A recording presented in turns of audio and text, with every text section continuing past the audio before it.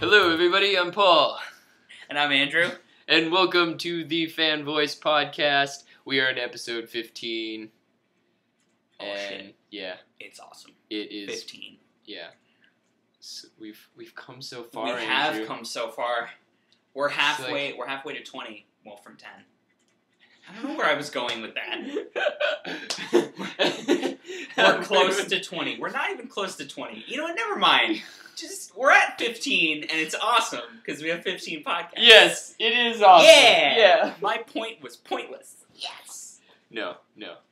It had some meaning. We were close. We were close It's to a 20, I guess. It's a very roundabout way to say it, but we're getting there. We're getting there. All right. So today we're going to be talking about the series No Game No Life that just finished up. Yep. But before that, we got a few shout-outs. We were at Anime Expo and we got to see the Replay Symphony of Heroes, which was pretty darn awesome. And I recorded the Sword Art Online cover they did, and holy cow, that has gotten a ton of views. So it got us our first Google follower, and we got a few Google Plus follower. Yeah, excitement. We're making it, man. And we also have some comments from some YouTube people, which is pretty exciting.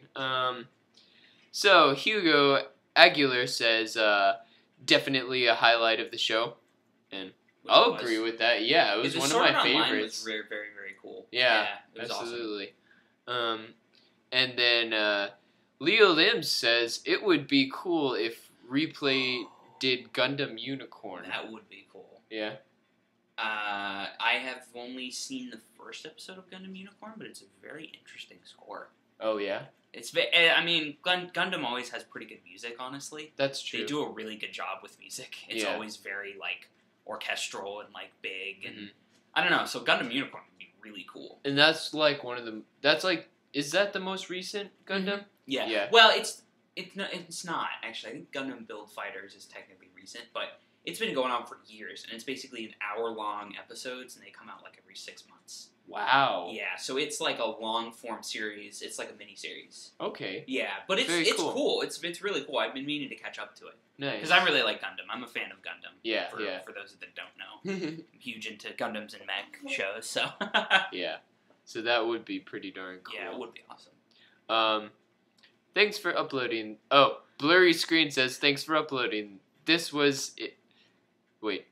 Thanks for uploading this. Was in the audience and really enjoyed this treat at the beginning of the symphony. And you know, it's pretty darn awesome. Cause, it was really cool. They're on a tour for this, right? Yeah, and this one was the, specifically, we're going to do Sword Art Online music. Yeah, just for Anime Expo. That was cool. So it was really exciting, once-in-a-lifetime opportunity kind of thing. And yeah, so glad we got to make it in last minute decision. It was really cool. Yeah. I'm glad we did. I'm really glad we did. Seriously. So yeah, thanks for commenting. Yeah. You're YouTube awesome. love. I love it. All right, so let's get into No Game, No Life. Where the heck do we begin with this? Where do we begin? Okay, so this is a 12-episode series. It came out... When did it premiere? Maybe... Did it start in March? 3 months ago? Yeah. So I guess just general impressions first. Started off really good. Started off with a lot of promise. Mm-hmm. But definitely still a lot of, I recognized that there was going to be a lot of silliness or, fan service, classic kind of anime stuff. Yeah. But it showed a lot of promise in the premise and the animation as well, the style of everything. Absolutely very, beautiful very cool. and very unique. Very unique. Yeah. Everything's kind of outlined in red. I've never seen such a brightly colored anime. Seriously, it's very bright. It's very visually dense. There's a lot going on. Very pink and huey. Yeah. So it's interesting. Yeah. It's really interesting. Yeah. So yeah, general impressions of the whole series. It was good. Mm-hmm. That was basically all I could say, really. Yeah. I mean, it was good, but it wasn't great. It certainly wasn't awful. No. It did a lot of things very well. There were a lot of very, very interesting episodes and things going on. Yeah. But everything seemed to kind of just meander and go away. And at the end of the series, we're kind of left with like a hope there's a second season sort of feeling. Yeah. On seriously. top of everything that had already happened in the past few episodes where I wasn't interested. Mm-hmm. So, kind of left me with a meh feeling. Maybe Yeah. more on the better side of meh.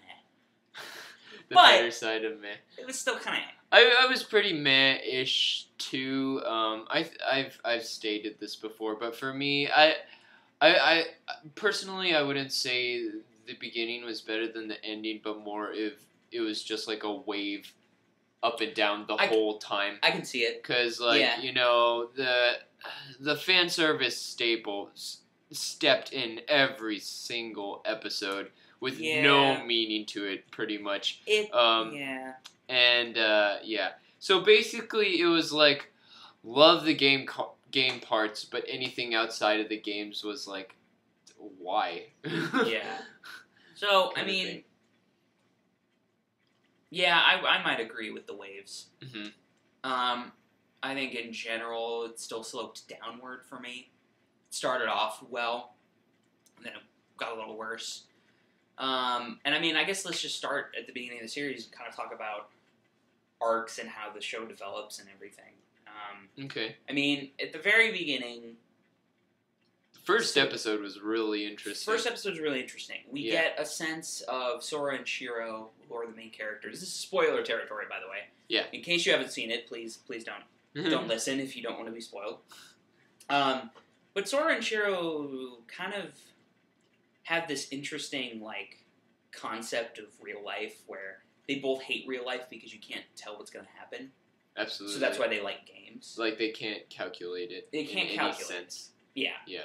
They can't apply logic to it. They can't game the system because it's real life and you can't Yeah. do that. And that is awesome. That is an Mhm. amazing concept. I love just their statement of what real life is. It's just a crappy game, Yeah. pretty much. Yeah.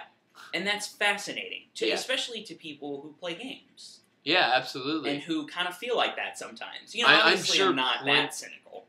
But Well, I don't know. Maybe some just no, like me personally. I'm Yeah, not that no. cynical. no, but me neither. But I there's totally get what he's there's saying. definitely that view of like, what the heck do you do? Like Yeah. the lack of rhyme or reason, or you have to like. Some people feel like you have to give up the things you love in the future, especially Yeah. gamers. Like Mhm. plenty of people telling them to grow up, etc., etc. Yeah. So it's interesting. Like the concept itself is very interesting. Yeah. And then you see this kind of brother and sister duo who obviously all they have is each other. Mm-hmm. And as we learn kind of later on in the series, Sora sees Shiro as like kind of next step for humanity. Yeah. She's a genius Mm-hmm. in every sense of the word. And that's kind of the whole premise of the series. Now, you mind if I segue into something? Go for it. I don't think Shiro was really portrayed well as the genius of the two. Okay. Because, hands down, you can see Sora got a lot more spotlight, and essentially he was doing most of the planning. There was just one or two. So, there was just one or yeah. two instances where, like, oh, Shiro's really good with a gun, or Shiro figured out Sora's plan, kind of thing. Okay, so I agree with you, Uh huh. and I know where you're going with that. But when I say genius, I mean just purely logically. Okay. She's the only yeah. one that's able to figure out, like, the NPC's path in Right. the last episode. Uh huh. Right? Like, that's what I mean. Right. And it's interesting that that's Sora's, like, that's the peak of humanity right there. Right. That's where we can get, is her. Mhm. But it is... So now you're kind of hitting my major problem with the show. So I agree with you already. Yeah. Is Sora is always perfect. Oh, He's yeah. always right. Mhm. That's not necessarily true. He's not always right. But God damn it, he is more often right than he is wrong. There was only one instance where he didn't figure everything out beforehand. That was the chess game. That's true.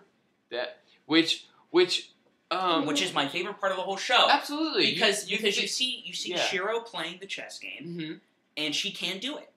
She's come up against opposition. There's no way to win. They're cheating. So Sora comes in and goes, okay, I'm going to be the emotional, I'm going to be the manipulating player here. Yeah. Because that's what Sora is. He's the manipulating game player. He's not the logical game player, like Shiro is.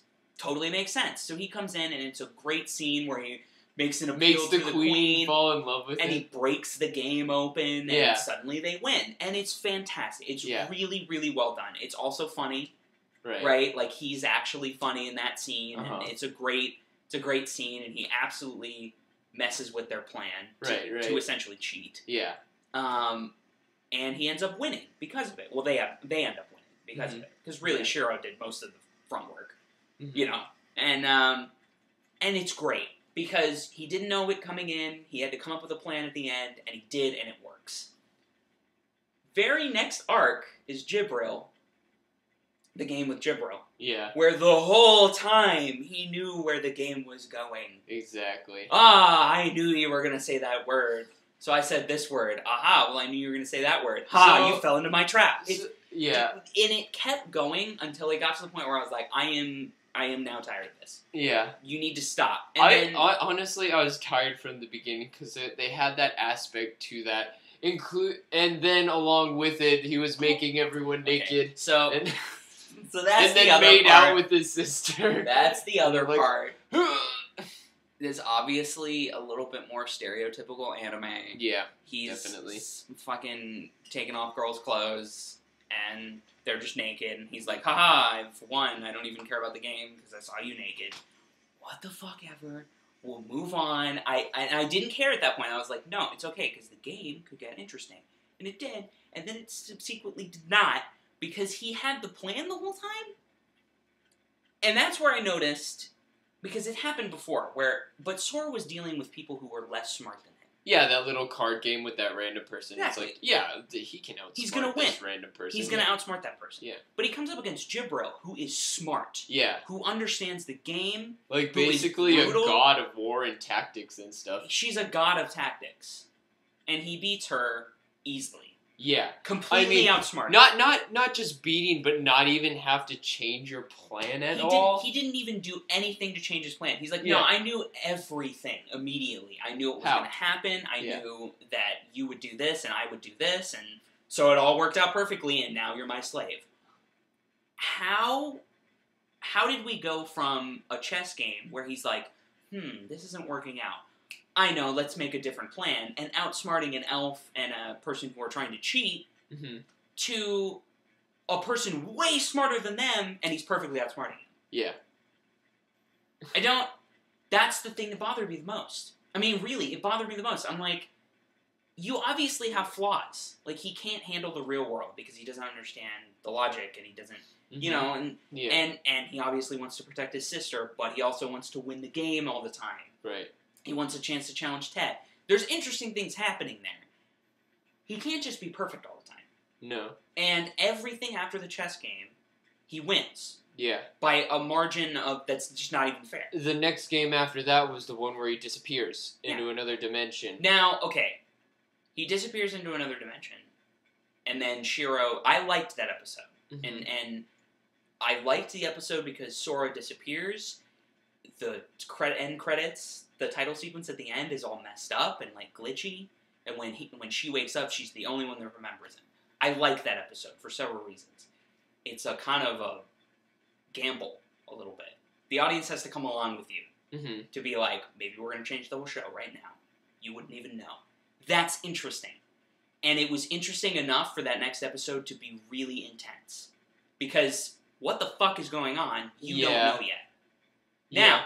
like you said before, at the end, Shiro ends up figuring out his plan. Who's the smart one? Him. Yeah, that's exactly what it was. Because, like, tail end of that first episode where he just disappears, it's like, holy crap, this is actually getting kind of cool. But then, next episode, kind of let down a little because, like, what is it? I've talked to you about this before, but there are two instances where I feel like they could have, like, me personally, I feel like I wanted them to take it in a much more psychological direction, Mm-hmm. and they teased that a lot. I'm gonna say that right now. First being him disappearing thing. I was thinking next episode it's like, holy crap, was his brother just a figment of her imagination the whole time, Right. kind of thing? So, I mean, I think it's fine that they go back to the formula. They obviously have a story they want to tell after that. Mm-hmm. I think it's fine that they teased it, and that they interested you, and that whole next episode is really intense because of it. This one was okay with that. The other one is just like, whatever. But anyway, like, on top of that, it's just like, again, like you said, it's like, I feel like even though this gave Shiro a lot more face time, it brought her down to a lower level as far as viewers go. I wouldn't agree with that. Like, as the portrayal of it, because, like, again, it's like, oh, she needs to figure out Sora's plan that he had the whole time. Right, okay, so Sora had a plan the whole time, admittedly, that's true. I think I disagree. I think it gave Shiro a great sense because she had to go outside of logic in order to figure it out. Mm-hmm. She had to go outside of what she normally does, and Sora believed in her the whole time that, come along with me, you can figure this out, you just have to think like I do. You have to think outside of the box a little bit. Okay. You can figure it out way quicker than I did. Because he says that at some point.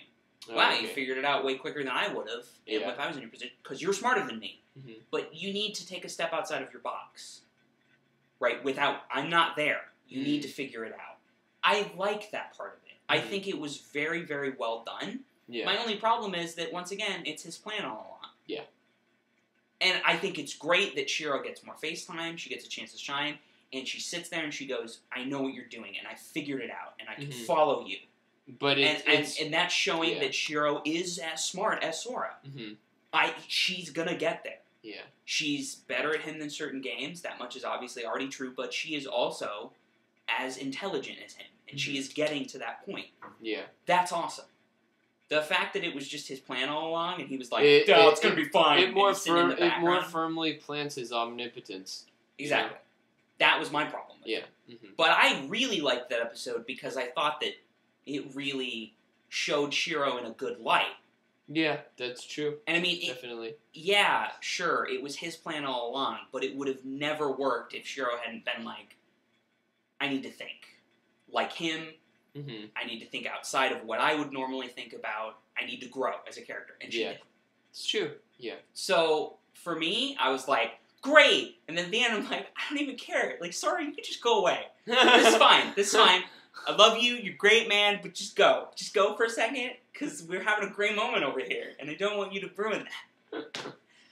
And then, it just kept getting worse. Because not only then so the point of that game is to get, who's the elf? I can't remember. V, and I can't remember the other girl's name. But they're a tag team that's working for humanity, basically. Yeah. And so now Sora has their memories. So now it's going to be a really interesting, like, oh, they're involved, and they're going to be on our side this time. And I'm like, that's actually kind of cool. Like, I appreciate that was the point of the game. Yeah. Then the first thing they do is a stupid-ass bath scene. First thing. Yep. And not only do you use it as an opportunity to make a funny joke, right? Because they try to. They walk in, and he's like, we have to get to know each other better. And he opens the door, and she goes, I'm not taking a bath with you. I'm like, that was really funny. That was really great. And I hope we can now move... Oh, we can't. We can't move on. We gotta see the bath scene. Never mind. It was a funny joke that ultimately didn't matter at all because now they're all naked. Were we watching that episode together? I remember simultaneously when that happened, we were both like... Literally simultaneous sighs. At the exact same moment, we're both like, oh, God. But honestly, like, it was such a great moment. There were some really funny jokes in that first little scene. You know, the elf is making jokes about her bust size and the whole thing, and Gibberel's explaining how Roman baths can bring people together.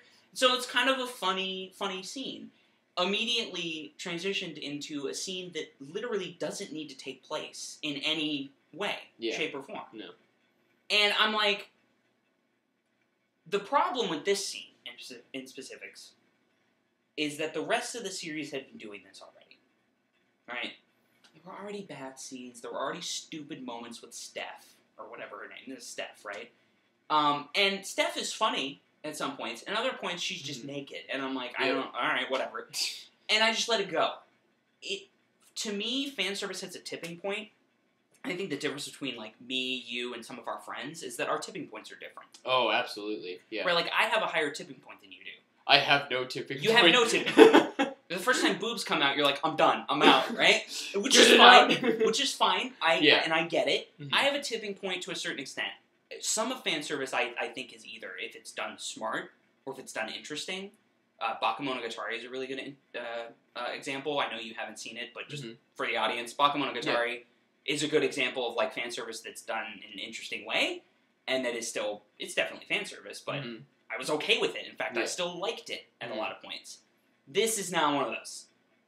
Every time there's a bath scene, I was like, okay, we're getting closer to the tipping point. Closer and closer and closer. Then they get to this scene, and she goes, I'm not going to take a bath with you. And I'm like, that was great. That was really funny. But now they're taking a bath. Why? Why? That was my tipping point. I was like, I'm done. I'm so done with this. Yeah. I don't want any more of this. Yeah, seriously. Virtually every episode. It's just there. It's just baths. Like, the worst one is, I can't remember which one, but it might just, right after they get Jibro as kind of like their slave or whatever, after he wins the game. I think it's like right after that. It's just the first scene of the episode. And they're literally just taking a bath. Yeah. And I'm like, okay. So I just turned off my brain and went, whatever, okay. Just sit here until this is done. And then the rest of the episode, was okay. But I was like, why? They could have gotten it. In a series that's obviously trying to cram or do something or other, they could have gotten so much more progress done. I feel like through like all these like fan servicey things, through these things where a girl's slamming her head in a wall for one reason or another.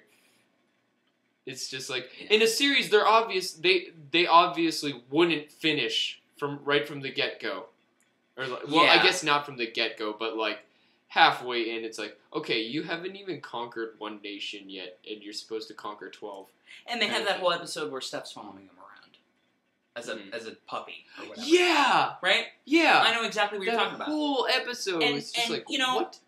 That episode has to make point. 1 point, right? To make just one, like a sentence point. That episode has a point, and it's a good point.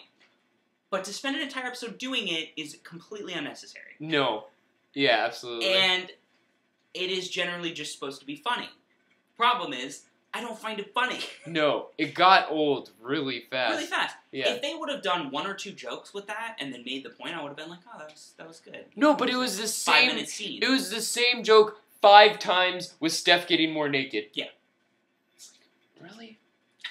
And you spend an entire episode doing that. No, I totally know what you mean. Yeah. And honestly, that was where it started to kind of get there. Where I was like, is this episode really necessary? No. It's not. No. There go her underwear. Okay, now I'm done. I'm done. Can we move on, please? And that was it, like 15 minutes into the episode. We still had another 7 minutes. And of course, the point comes at 20 minutes in. Yeah. So we had another 5 minutes of them just running around. Mm-hmm.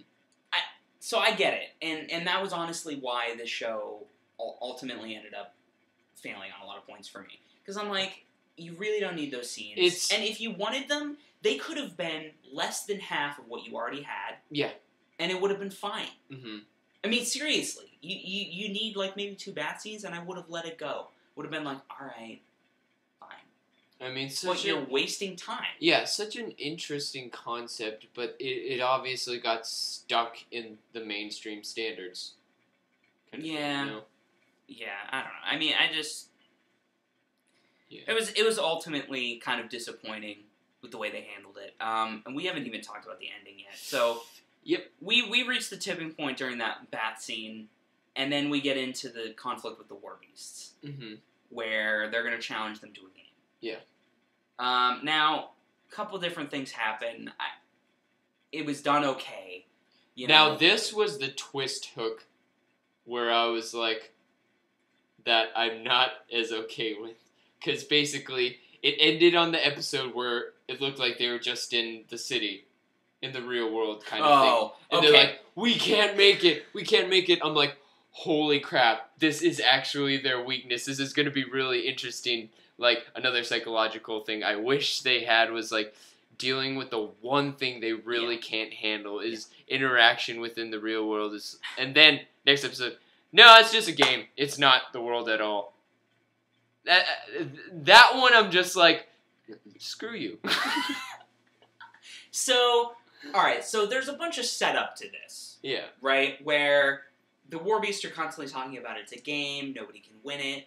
They find out it's a video game, the War Beasts have technology. So there's a lot going on there. Some of it's interesting, some of it's not. They go to, like, the War Beast place, and I'm like, I don't know anything about these people. I don't really care. Let's just move on to the game. That happens. I was like, whoa, mind blown. Right. That could be so cool. It's not. At all. Because, yeah, like you said, first 2 minutes of the next episode. Oh, no, it's just a game. It's a virtual world. Oh, okay, we got it. Don't even worry about it. What was the point? Yeah. For a crappy joke at the end of the last episode? It's to keep us hooked in, you know? And I hate it, too, because it gave me so much hope that this last episode was going to be them actually weak. Yeah, absolutely. Like, oh, shit. It's actually your weakness. Yeah. It's actually going to get to a point where you cannot... Your plan has gone out the window. Right. Now you have to think about it. Right now. No.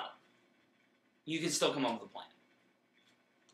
It's actually the reverse of their absolute weakness. It's their absolute strength with, like, what is it, shooting girls with hearts? Yeah, which was supposed to be funny too, and was not. I was like, I don't After this. all this, like, fan service stuff, it's just like... Well, this wasn't even really fan service. It was just like they were playing this weird, like, dating sim / first-person shooter. That's true. Which I guess is supposed to be, like, a joke on Japanese games. But maybe I don't play Japanese games and I just don't get it. Because I was like, okay, what's the point? That was not funny. Like, that was not memorable. This is not an interesting game. The one really cool part about this is, like, I feel like stronger than the rest of the series, we got to see Shiro's skills in a shooter, which was really intense for a time. But, like, I don't know, almost right away, I feel like I saw the ending coming a mile away. Yeah, of course. Yeah. Well, yeah, they get shot, and you're like, no, because Sora had a master plan, and it's going to work out. Oh, she got shot. Yeah. Duh. Like, obviously that's what's going to happen. And Steph's been gone, like the whole 3/4 of the episode. It's like, of course Steph is going to do it. I don't know. I was... Yeah, that was a significant problem is, you know, Shiro spending all this time figuring out the pattern of the NPC. That's what it ends up being, is that she's, like, spending all this time calculating it, and it was all part of their plan, and they were going to land perfectly here, and they were going to do this whole thing. And I'm like, I'm just tired of this. Like, at this point, I've already seen this 3 or 4 times, and it's kind of old. Yep. And now to the point where you completely outwitted her, and you are the smartest person ever. All right, cool. Whatever, I'm done. Yeah. This is not interesting. It's not memorable. No. I'm kind of just like, whatever, I guess I'm just watching it because I kind of like Sora and Shiro at this point. Yeah. So then it just ends. Yeah. The game just ends. They beat her with a really stupid way, in my opinion.